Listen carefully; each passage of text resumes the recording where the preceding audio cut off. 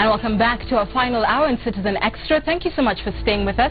We continue with our discussion on politics, taking a look at the personalities and the issues. Joining me this hour, Nairobi Women Representative Rachel Chebesh. Very shortly we'll be speaking to her one-on-one, but also staying with us is Danson Omari, who's a political analyst, and later we'll be catching up with governance expert Joy Modibo on the program. But first, let's begin with you, Chebesh. Thank you for coming in. We begin with the nomination process. Were you satisfied with it? Because though you were announced the winner of that particular primary, you did have concerns. We saw you at one point, cause a stir at the party's tallying center, arguing about, the credibility of the exercise, the vote counting, etc. Walk us through that. Well, thank you. Of course, I wasn't satisfied or happy with the process, because I think we opened ourselves up to interference in our elections when we said that anybody with an identity card can vote. And so what happened was it led to infiltration, heavy infiltration by our competitors. Be that as it may, I was still ahead, but there was also an attempt by some of our returning officers to tamper with my results. And that's why I went to the tallying center in the stadium. So I didn't go there just to do drama. I went there to protect my vote. And I can tell you, and if I did not do that, we'll probably be speaking a different story right now. Well, you claimed that there were forces within Jubilee who were working against you. Who are these forces, and why do you think that is? I don't know why, by the way, because I'm very loyal to the party and I work extra hard for the party. But I'll not name them, but I think they know themselves, and everybody knows them. And everybody knows where they were stationed. Everybody knows the kind of instructions they were giving, and it's sad. That's all I can say. Why will you not name them? Because if you really, your interests really are the party. It's a party matter. Parties are supposed to be like membership clubs where you join a party because you believe in it, and you are willing to stand with that party even when things go wrong. And I'm a firm believer. I don't want to name names because I think we're going through that painful process right now of recovering from the bruising. And Nairobi has a little bruising, and we will need to heal so that we can form a strong team going forward. But I think that will probably take us a week or two, sitting on the table and agreeing which method we're going to use to forge forward. You also, at some point, some would argue sensationally, claimed that one of the aspirants was out for your life. You claimed to have information of a meeting that had been set up whose purpose was to plot your assassination. Tell us, have you gone to the police with these claims? I was not being sensational, because that's the word you've used. I have had credible information. I think every Kenyan has seen the kind of vitriol and passionate, hatred from some of my competitors, which actually looks sometimes unreasonable. And it's something that those around me decided we shouldn't take for granted. And on that day, I wanted to go around to the polling stations, as any candidate should do. But did you report the same to the police? No, I didn't. I just got protection. And decided that I will not do too much of the polling stations, since what was being planned is if I go to a polling station, then there's chaos, and then and I thought it was a bit petty. So what I did is I went to vote at my polling station in Resambu, and went to one more polling station, and then I went back to my tallying center. So that I couldn't open up an avenue for people who are idle and obviously not winning to keep causing chaos in the tallying centers that the polling stations that I'll be visiting. So I just decided to take protection and keep away until the end of the voting exercise. And this is why some would argue that that was a sensational claim, because the issue of your life being threatened certainly is no small matter. And if the gravity, let me finish, if the gravity was to that extent, really, then one would imagine you would also, seek lawful protection. Are you saying you do not have confidence in the work of the police to safeguard your life or to investigate the matter? And it's not the first time my life has been threatened. It's not the first time. In politics, it's expected. I just did not want to cause a furor during the nomination day. And I thought that if I had gotten protection, because I did get protection, then I was good to go. So I'll leave it. I'll leave you and Kiguta with your opinion on sensationalism. It's yours. You can keep it. I know what I was doing. All right. I want to go to the question of healing the county, because you've talked about this being a bruising period. You've just come from a bruising period, especially in the Nairobi primaries. What do you think it's going to take for Jubilee Party to form a solid team to go into competition for the Nairobi seats? The first thing that happens during an election is those who win must bring on board those who lost. And there were heavy losses in Nairobi. That's everybody has seen. And in those heavy losses lie a huge percentage of our vote. And so the way we deal with Peter Kenneth is fundamental to how we will move forward. He cannot be ignored. Neither can the vote that he got be ignored. Neither can the campaign he did be ignored. And neither can the goodwill that he still commands in Nairobi be ignored. So I'm not the type of person to chest bump at all. And I'm asking my colleagues, and we've been speaking, to tone down the chest bumping and start looking for the middle ground that we need to come to allow for our campaigns. Let me tell you, Nairobi is 50-50. And when I say that, it's been there in history. It's always been a stronghold between two people, Uhuru Kenyatta and Raila Odinga. And which means that between NASA and Jubilee, the competition in Nairobi needs to be so strategic. It cannot be emotional. It cannot be about noise. It can't be about big rallies. It must be about door-to-door. It must be about being able to explain what Jubilee can offer in their governorship that CORD, because that's what it was before, did not offer. So we must be able to say what our governor will do different from what Kidero has done, and why we think there is a Jubilee establishment that we should be given a chance to run Nairobi. And that must be done without noise, and it must be done by bringing everybody on board. So I am hoping that by next week, when we get our tickets, because there's still tribunal issues going on, petitions, as soon as we go through that hurdle, I think we will be giving our blueprint to the Nairobians and hope that we'll see another side of running Nairobi that they haven't seen before. You have attempted to strike a conciliatory tone, at least on this show, in terms of bringing the party together, with a common game plan for the Nairobi race. How important do you think it is for one in your position, the women's rep, to have a good working relationship with the governor? It's not even it's not a choice.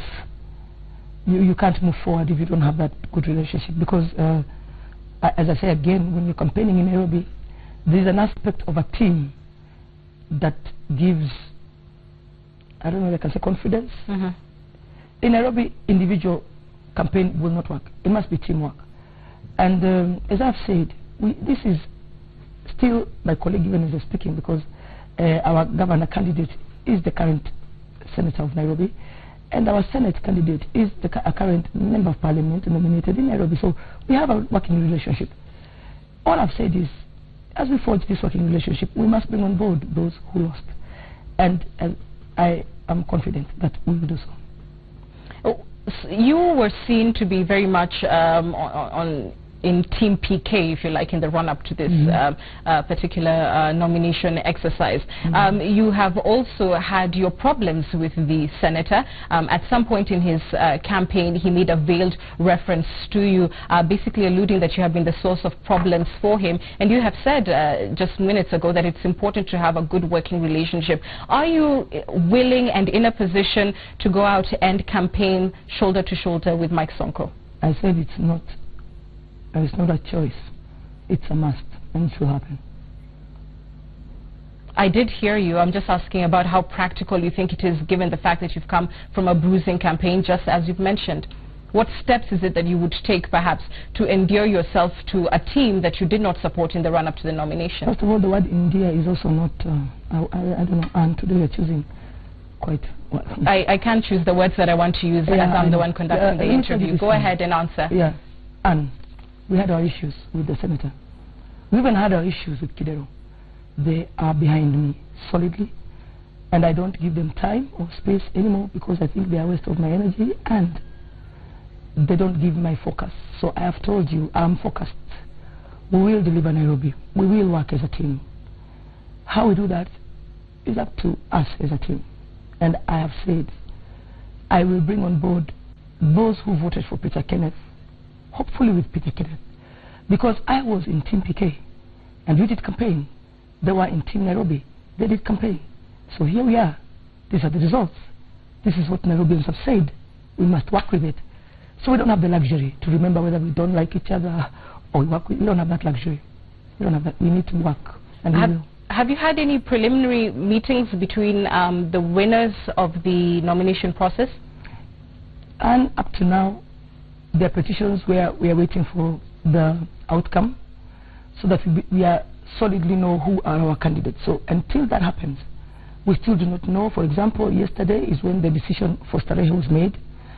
We are waiting for the decision for Kamkunji, I think also Resambu. I think 1 or 2 Embakassis. I think Embakasi Central, yes. So we haven't gotten our team yet, but we are believing that by Friday, Saturday, we will have our team. As soon as we have our team, Jubilee, including the MCAs who are the flag bearers for Jubilee, once we have that meeting, we must then have that meeting of reconciliation. And those are the steps we are following. In certain interviews where you have been put side by side by other competitors for the Nairobi women's race, some would go as far as saying perhaps it took a more personal tone. Why do you think the Nairobi race in particular has been so bare-knuckled? The one for women rep? For women rep and even the gubernatorial one?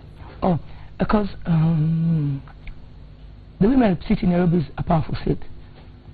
The governor seat in Nairobi is a powerful seat, and the Senate. Why?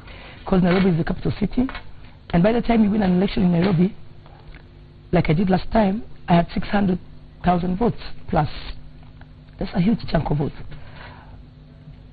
You can't compare Nairobi for women rep seat with a women rep seat of really any other county because of its power.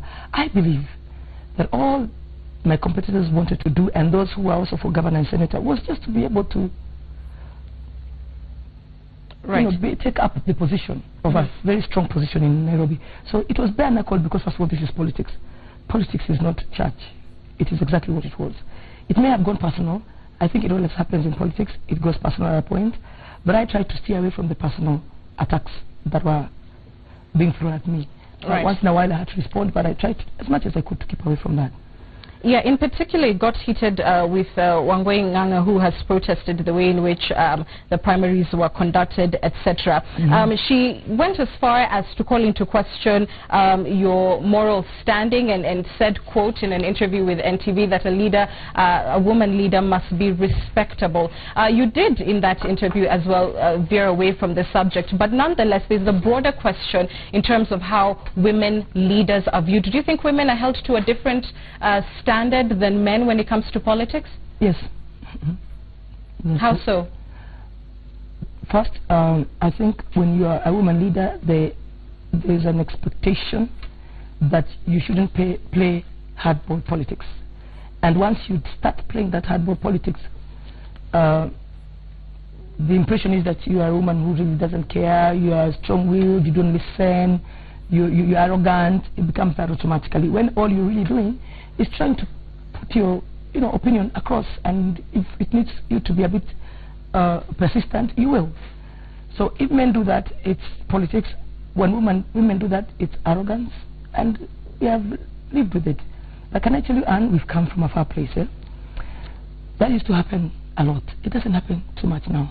People have now realized that women are on equal footing with men when it comes to politics. So it's not as bad as it was in the beginning. Okay. And that is because over the years, through serious intervention and civic education, Kenyans have known that if you elect a woman, it's just as good as electing a man, and that the work the woman will do is exactly the same as the man will do as your leader. So we've come from far. But yes, women are held with a different standard, and it's not fair, but it happens. You initially wanted to quit politics. In fact, for some time there was complete uncertainty as to whether you would take part in this race. At the point where you took pause, if you like, from the political limelight, etc., what was the thinking behind it, and why have you decided, to make this run again? First, and we didn't have money. It sounds like a lame excuse, that's what people keep saying, but it's not. When an MP is elected, they get immediately CDF money, 100 million average, as soon as they're elected. So in a month or two, an MP is already seen on the ground doing projects through the CDF, which is a national government fund.